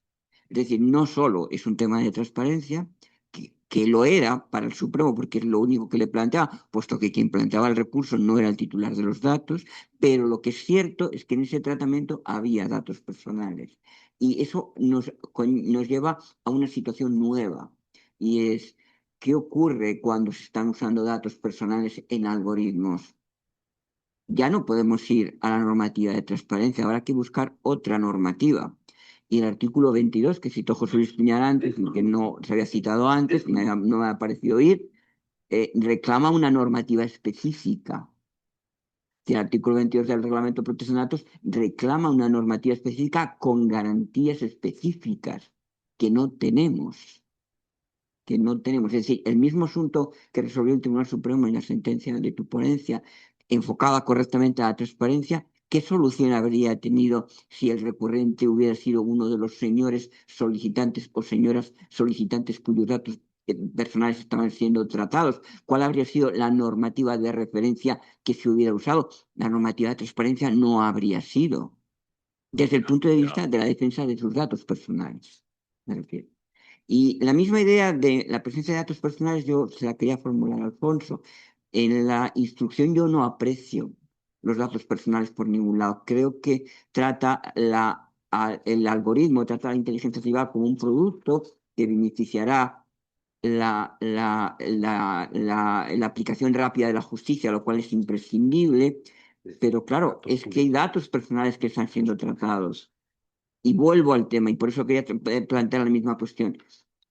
También se aplica el 22 de los Reglamentos Generales de Protección de Datos, y no tenemos esa regla, que requiere una regla específica con garantías específicas. Y ya una pregunta que incide un poquito en lo que se ha comentado antes. Mi preocupación es, queda muy claro que en materia de protección de datos personales el órgano garantista es el Consejo, pero en cuanto a la inteligencia artificial tiene no de uso de datos personales, sino de producto, ¿quién va a ser el supervisor? ¿También el Consejo? ¿O va a ser la ESIA? ¿O va a ser la administración prestadora? Sí, separo ambos ámbitos. Me queda claro que el de protección de datos ha de ser el Consejo. Me pregunto por el otro ámbito. Pues me parece muy interesante. Teníamos una pregunta.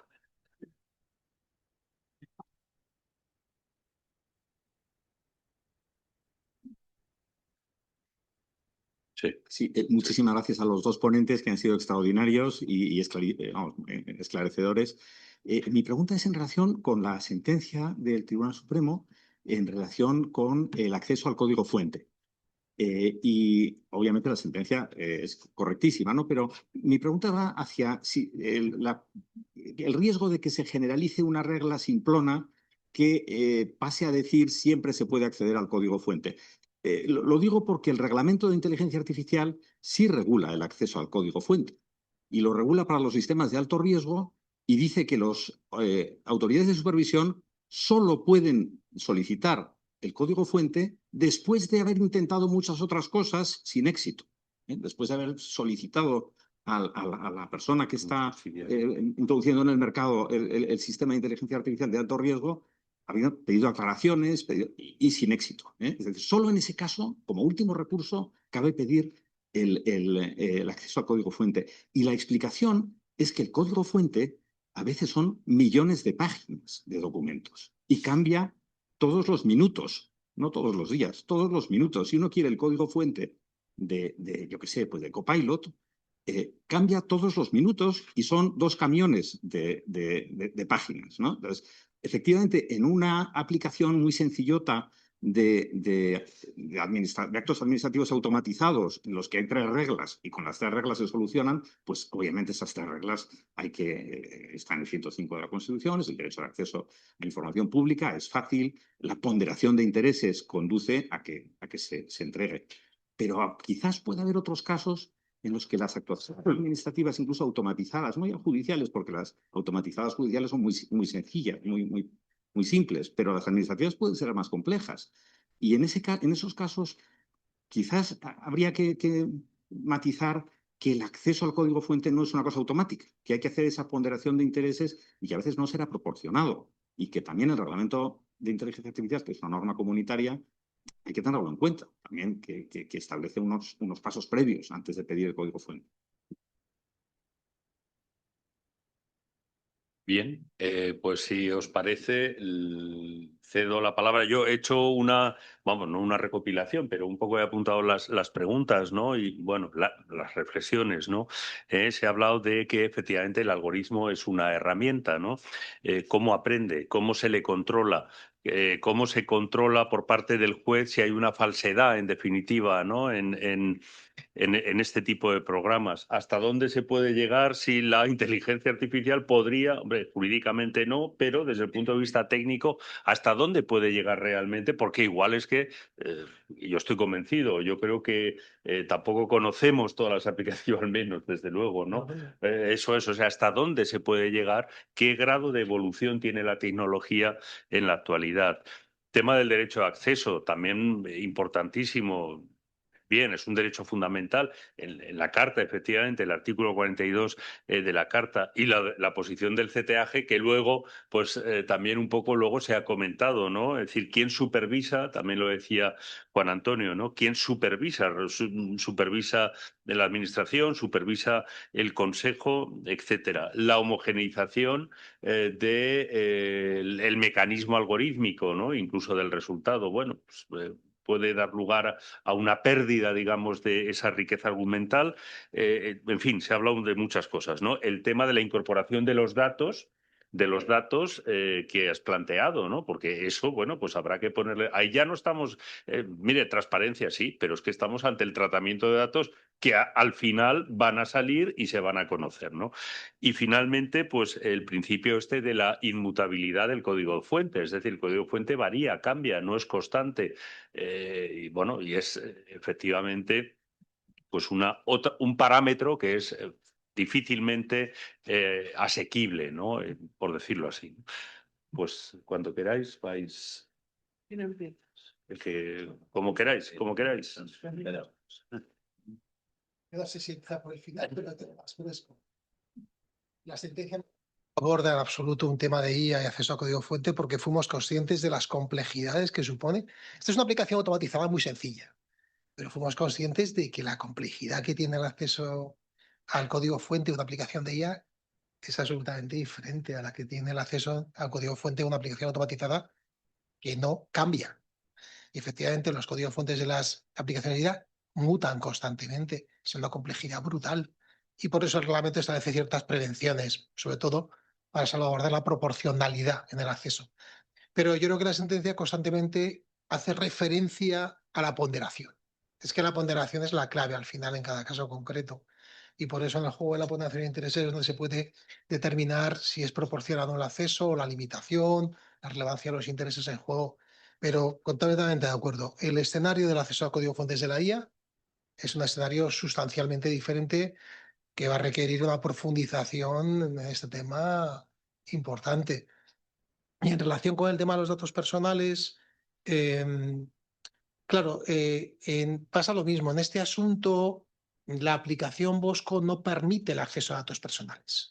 Es decir, cuando la comercializadora hace uso de la aplicación, lo que se limita es a incorporar los datos que le da el solicitante, datos de identidad, los datos que le da, cargarlos en el sistema, y el sistema tiene un enlace con cautelas, lógicamente, de seguridad, con agencia tributaria, seguridad social, en fin, con ciertas áreas de la administración. Y lo que hace es reportar la información necesaria para que luego el sistema te diga se concede o no se concede el bono social. Pero el comercializador no sabe ni por qué se ha concedido o se ha denegado, ni accede a los datos personales. Y quien accede al código fuente tampoco accede a los datos personales, solo accede a esa fase, a esas instrucciones que lo que hacen es traducir en lenguaje informático los requisitos de la norma, pero tampoco accede a datos personales, con lo cual en este tipo de aplicaciones automatizadas, que los datos personales están preservados siempre por razones de seguridad, no se suele plantear ese problema. No sé en otro tipo de aplicaciones más complejas. Y no sé, ha habido muchas preguntas. La uniformidad de las decisiones, pues sí, Alfonso, claro, naturalmente. Lo que pasa es que yo tengo mi opinión personal. La IA está bien para la IA elaborando borradores está bien para decisiones de escasa complejidad. En cuanto a un mínimo de complejidad, a lo más que deberíamos aspirar los juristas es a tener una herramienta que sistematice doctrina, jurisprudencia, información que es contrastable. Decíamos, ¿cómo se puede contrastar el resultado de la herramienta de IA? Bueno, la herramienta de IA te va a proporcionar una serie de razonamientos basados en legislación, jurisprudencia y en doctrina. Su forma de trabajar es como la de la inteligencia humana, con lo cual tú puedes supervisar si la cita de legislación es correcta, si la cita de doctrina es correcta y la cita de jurisprudencia correcta. Yo en alguna ocasión que le he pedido doctrina sobre algo, me cita la opinión de Tomás Ramón Fernández en no sé dónde. Digo, a mí esto no me encaja. Y le digo, dime dónde está la cita. Entonces empieza a marearse y no la encuentro y no sé qué. Se la está inventando, se la está inventando. O sea, claro que hay formas, pero claro, tienes que profundizar. Y desde luego hay una cosa evidente. Para poder controlar la isla tienes que tener una alta formación. Sí. A mí me preocupa otra cosa, y esto ya está fuera del debate, y es cómo va a influir el uso de herramientas de IA generalizado en las generaciones futuras. Porque los que nos hemos formado en el sentido tradicional y clásico, tendremos la capacidad crítica suficiente probablemente. Yo no sé ya si nuestros nietos, en fin, como os diga esto así, pero ese es otro debate sociológico. Es que perdona, que te interrumpa, es que yo eso lo leí hace poco también. La creencia prácticamente fiel ¿no? Sobre los datos de la inteligencia artificial. Claro. Sobre todo mucha gente joven. O sea, es cierto, ¿no? O sea, que, claro, hay que tener ese espíritu crítico y también un poco, pues decir, hasta aquí me lo creo y hasta aquí. Claro, es que perdona, de todas las maneras, en Barcelona había dos abogados muy buenos cuando yo era jovencita, muy buenos, que se pelearon a muerte entre los dos, porque uno de ellos, no diré el nombre, se dedicaba a inventarse sentencias cada vez que iba a una vista. Y entonces, a la salida de una de las vistas, el otro le cogió así por las solapas y le dijo: eres un embustero, porque eso no existe. Y era verdad. O sea, que eso siempre ocurre. Bueno, pues sí, vamos a contestar un poquito. Del colegio de abogados. Las preguntas han sido muy interesantísimas, muy interesantes. Yo solamente, lo primero, pese a que yo soy de la misma escuela de estudiar con libros, creo que hay que intentar tener la mente un poquito abierta, hay que intentarlo. Creo que lo que hay que hacer con la IA es hacer muchas pruebas, hay que probarla mucho, sobre todo los que no sabemos, porque los niños de hoy en día están muy habituados y es que lo hacen todo con IA y están acostumbrados. Los que no sabemos tenemos que hacer muchas pruebas y nos vamos dando cuenta de los errores que cometen. Pero también creo que esto es cambiante. O sea, que esto el año que viene estaremos hablando de otras cosas y eso hay que tenerlo en cuenta. Entonces, con cautela. Y luego un poco por contextualizar el tema del reglamento de protección de datos y de la instrucción. Bueno, yo creo que la instrucción es una buena instrucción. Creo que está bien hecha. La celebro porque, sobre todo, proporciona seguridad jurídica a los jueces. Los jueces no sabían qué hacer. Estaban metiendo en Copilot los autos. Y en Géminis. O sea, entonces, sí. Entonces, bueno, esto proporciona seguridad jurídica. Lo que creo también es que, bueno, y por eso digo que como primera instrucción está bien, creo que no será la última, sin duda alguna, porque esta exigencia de control completo de los borradores nos lleva a ningunear la inteligencia artificial y esto no puede ser. En cualquier caso, y en relación, las dos preguntas iban por ahí, tanto la de José Luis como la de Juan Antonio, por el artículo 22 del Reglamento de Protección de Datos, yo creo que aquí la instrucción hace una trampa. Hace un brindis al sol, y es que la propia instrucción dice: los borradores generados mediante sistemas de IA para el ejercicio de la actividad judicial no tendrán en ningún caso la consideración de decisiones automatizadas. Bueno, ¿esto qué es? Esto, para empezar, ¿qué rango normativo tiene esto? Esto es como si una instrucción dice que ahora es de día. Bueno, será en lo que su naturaleza determine. Esto recuerda aquello de la fuerza normativa de lo fáctico en el urbanismo, ¿no? Bueno, será lo que sea, pero no es lo que califique usted. Yo creo que con esta expresión lo que claramente se quiere decir es que eludimos la aplicación del artículo 22 del Reglamento de Protección de Datos porque no es una decisión automatizada. Bueno, veremos si es una decisión automatizada o no, pero no porque usted lo diga. No sé si con esto contesto o no. Creo que el problema es muy grave y que se ha tratado de eludir haciendo referencia a que este no es mi juego, esta no es mi liga, este no es mi deporte. Yo hablo de otras cosas, ¿no? Y en cuanto al control humano de los borradores y las posibilidades de recurso, bueno, esto yo lo he hablado con un magistrado del Tribunal Supremo.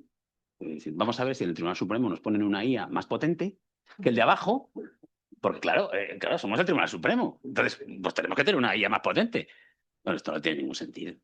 Entonces, ahora bien, ¿esta uniformidad es buena? Eso es nada.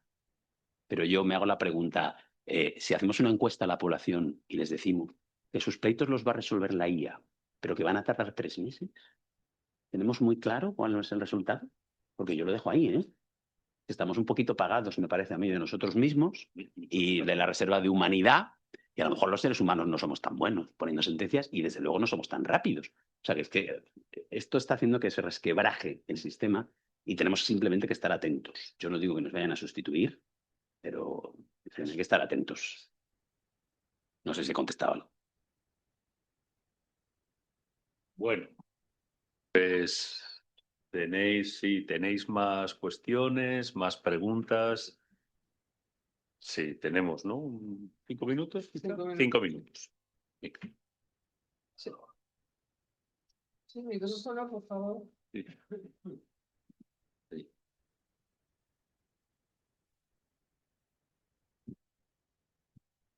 Seré muy breve y no es una cuestión de enjundia para contestar, sencillamente una reflexión que he tenido en la mente desde el principio de las ponencias, no quería tampoco introducirla, pero al ver la concurrencia de cuestiones que gravitan en torno. He estado recientemente, hace unas semanas, se celebró la tercera cumbre internacional de uso de la inteligencia artificial en el ámbito militar. La problemática ahí, sobre todo, por resumirlo muchísimo, está sobre todo en la que los automatismos y la inteligencia ahora llamada agéntica, que no es más que un automatismo, igual que la inteligencia generativa es una simulación y la inteligencia artificial es otro concepto, o sea, es otra palabra para el concepto clásico de cerebro electrónico. Pero bueno, dicho esto, que los términos clásicos creo que son más gráficos, ahí sobre todo se reflexionaba en cosas que en la práctica son cómo definir el objetivo del enemigo y cómo graduar el uso de la fuerza. Y evidentemente, por muy responsable que se quiera ser, en caso de dudas, mejor que muera el enemigo que no la fuerza en nuestra población. Yo creo que la reflexión está volviendo a lo que supuso el punto de inflexión en la historia jurídica, el movimiento codificador, en el que se buscó restringir la fuerza de la figura del juez para introducir una suerte de vademecum. Ahora lo que decía el primer ponente sobre la formación intelectual, la capacidad crítica, la mayoría de los catedráticos de inteligencia artificial hablan del término delegación cognitiva como el gran riesgo. Entonces, mi reflexión final es, si los ponentes o los asistentes no consideran, volviendo al tema de la cumbre internacional, que procede una reflexión sistematizada en todo lo que es el ámbito del mundo de la cultura jurídica contemporánea, porque estamos en ese punto. Nada más que eso. Gracias.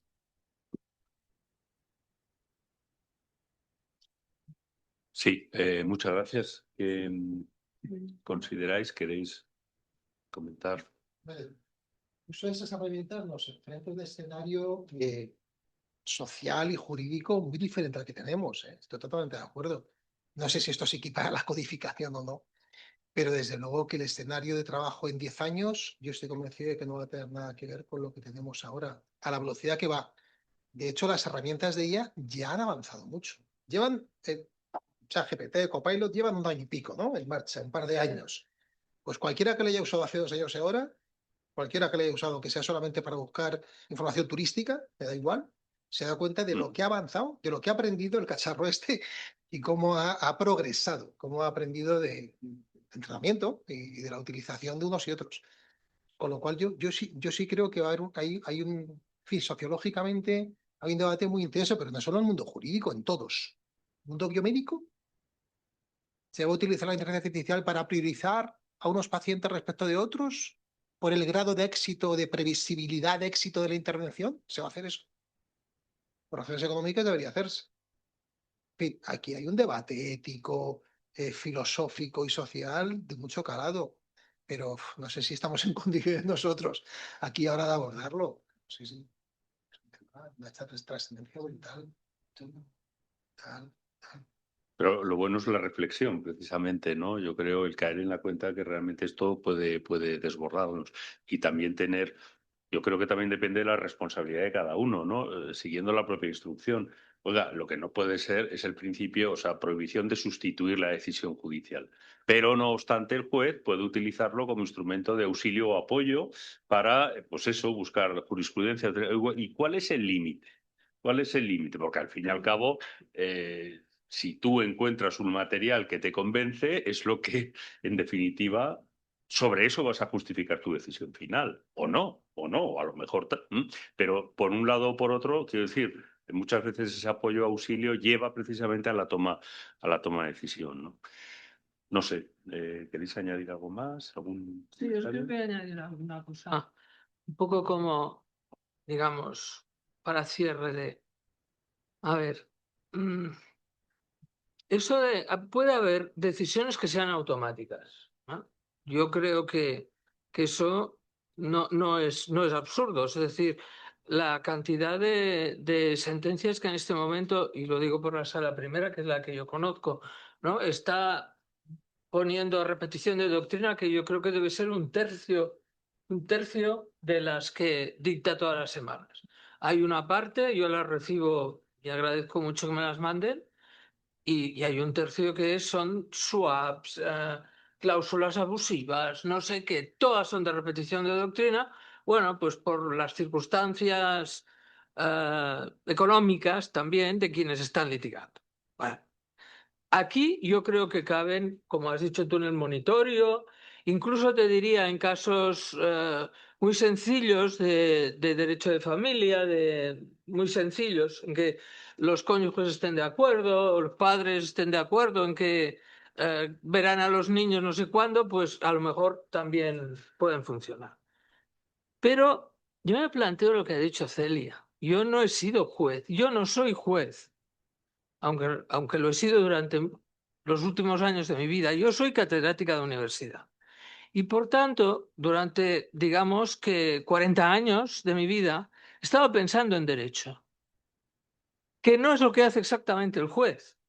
El juez aplica el derecho, tiene otro tipo de función, claro, evidente.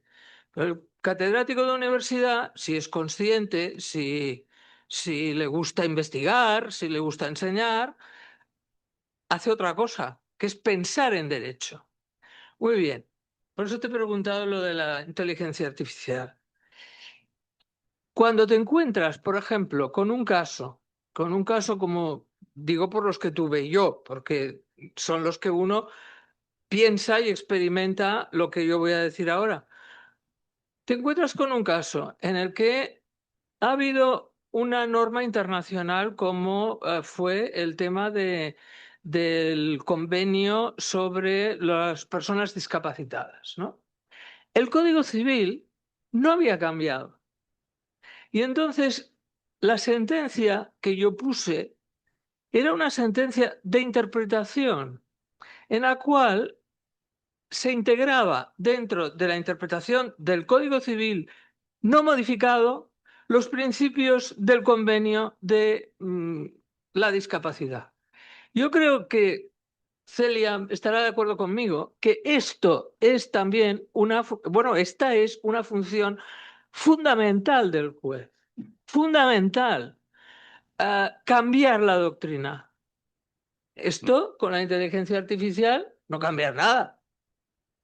Bueno, quizás sí, quizá no, pero yo creo que hay que reflexionar, ¿no? Yo no digo que yo tenga la verdad, porque yo nadie tiene la verdad al 100%, pero que hay que ver un poco cuáles son lo que puede hacer la inteligencia artificial.